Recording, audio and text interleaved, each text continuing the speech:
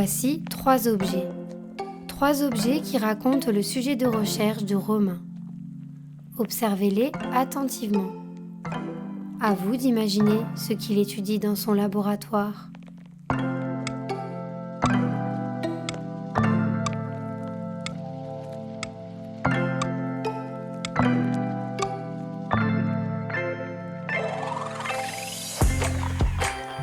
Bonjour, je m'appelle Romain.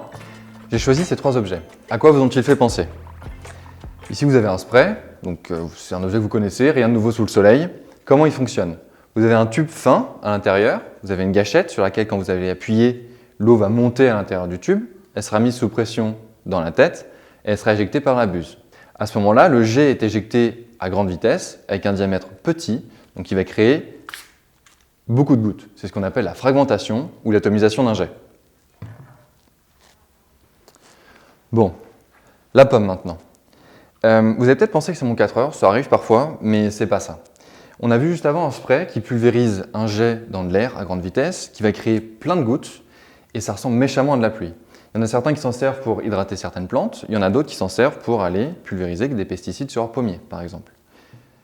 Les agriculteurs, à une autre échelle, se servent de systèmes plus puissants et plus robustes pour irriguer leurs champs, notamment avec des asperceurs, comme ça. C'est les jets d'eau qu'on peut voir sur le bord de la route quand on est sur le bord de la route ou quand on est dans le train.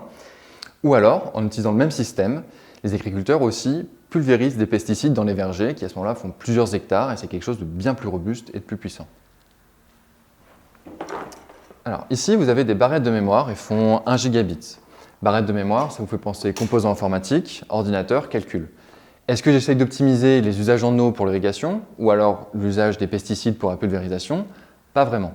Pour l'instant, ce que j'essaye de faire et ce que je fais, c'est simuler des jets comme ceux qu'on a vus tout à l'heure dans des configurations simples pour aller accéder à tous les détails du mécanisme physique. Je fais ça sur ordinateur, parce que c'est des simulations, mais pas sur n'importe lequel, sur le supercalculateur Oxygène du Centre informatique national de l'enseignement supérieur, sur lequel j'ai calculé jusqu'à aujourd'hui 500 000 heures. Ça fait 58 ans de calcul, si ce n'était pas fait en parallèle. Maintenant, avec ces simulations-là, j'arrive à vraiment comprendre le mécanisme à l'œuvre dans la fragmentation, comment est-ce que les gouttes vont se former, quelle vitesse elles ont, quelle taille elles ont. Et c'est ça dont on a besoin pour mieux comprendre le mécanisme physique à l'origine de la fragmentation, dont on se sert tous les jours, mais qu'on ne maîtrise pas encore fondamentalement.